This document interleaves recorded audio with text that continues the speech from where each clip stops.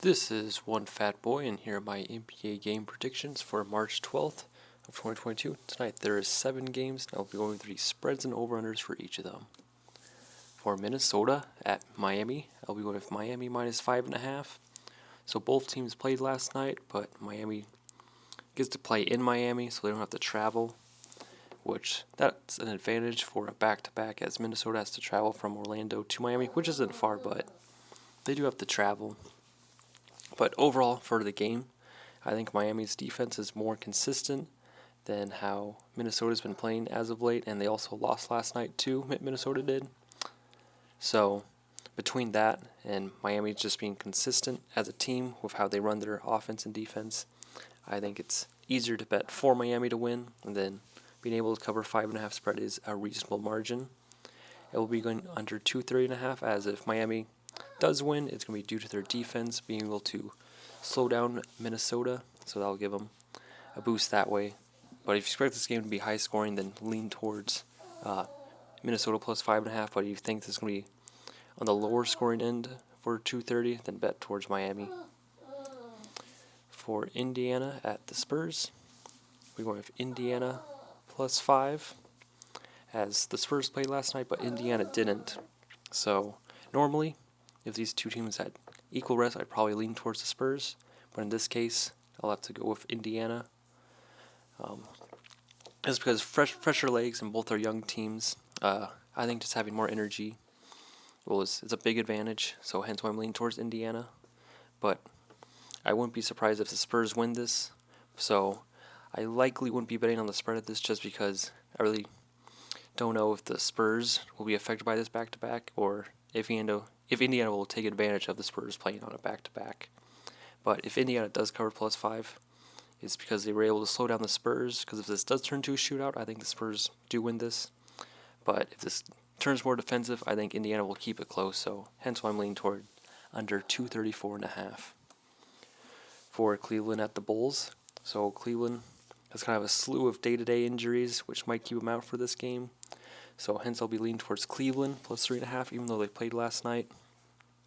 But they play slower overall, but they also been playing better on offense. So normally I'd probably just bet under for a Cleveland game, but I'd have to go with the over, because I think the Bulls, even if they have at least either Levine or Vucevic, I think that's enough scoring output for the Bulls to score against Cleveland, and I think Cleveland will keep it close, as the Bulls' defense shouldn't really affect the Cavaliers that much, so hence why I'm leaning towards an over, but I think Cleveland will be able to keep it close. For Milwaukee at Golden State, so this is the marquee game for the day, and I think Milwaukee, they tend to show up during these marquee games, and with kind of the weak interior defense of Golden State, I think Milwaukee should be able to take advantage of that, but I know somehow they won't.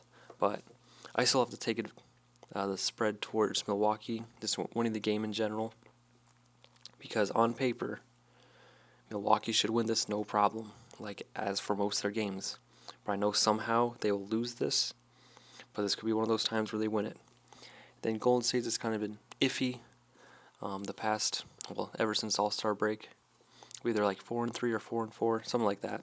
Around 500, but Thompson's not playing great. Draymond's still out, and then Curry's been playing fine, but Warriors need a lot of people to step up, and Milwaukee, they just need their players to step up and play well too. But I think more players on Milwaukee can step up and play better than the Warriors. We'll be going over 232, as Bucks games have just been high scoring overall, even though I think they can play defense, but they've just been choosing not to. So hence I'll be leaning towards an over in this game, as both teams should be able to score a lot. For the Kings at the Jazz, we go with Sacramento plus 10. So the Jazz playing last night, a lot to say Sacramento should be able to stay within plus 10, and with how Utah fell apart and lost last night, we go with the Kings plus 10 due to useful legs, and then just the unpredictability of how Jazz been playing. Because if someone can get going for the Kings, that's going to keep them in the game. And it can be either be Sabonis or Fox, or literally anyone. Anyone just needs to get hot for a quarter, and that should keep Sacramento in the game. And if Sacramento does stay in the game, that means they're scoring the ball. So hence I'll be going over 232. Because I think Jazz should be able to score on the Kings, no problem. And if the Kings are going to stay within 10, that means you're going to have to score a lot on the Jazz, which the Jazz can give a lot of points. But if you also think the Jazz are going to cover the -10 spread, it still can go over 2, because the Jazz can pump a lot of points too. But it also can go under 2, as Jazz can play defense and still win the game by 10. But I think there's just more scenarios where this goes over 232. For Toronto at Denver, I'm going with Denver -5.5. So with Toronto playing last night, I think Denver has the advantage of being a little fresher. But overall, I think Denver just running the ball through Jokic. I think Toronto, they have some youthful defenders. They're young. They probably can bother Jokic, but I think his experience, and if it's close towards the end, I think we'll be able to take advantage of Toronto. So I will be leaning towards a Denver win. And if just one or two people can help Jokic on Denver, I think that's enough to beat Toronto. But overall, spread-wise, this probably wouldn't be a game I'd be leaning towards either, because Toronto is young, so they probably won't be as affected as a back-to-back.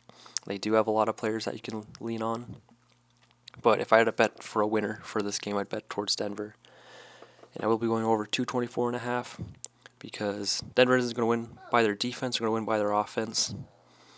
And I think they're going to be able to deal with Toronto, even though they're going to be active. They're going to try and get over those loose balls, but I think just experience with Jokic is going to lead Denver towards a win and scoring the ball a lot. And I think Denver's defense won't affect the Raptors that much, and I think the Raptors can get going, as they did against the Suns defense. So I'd expect a similar amount of points from Toronto, so maybe 108.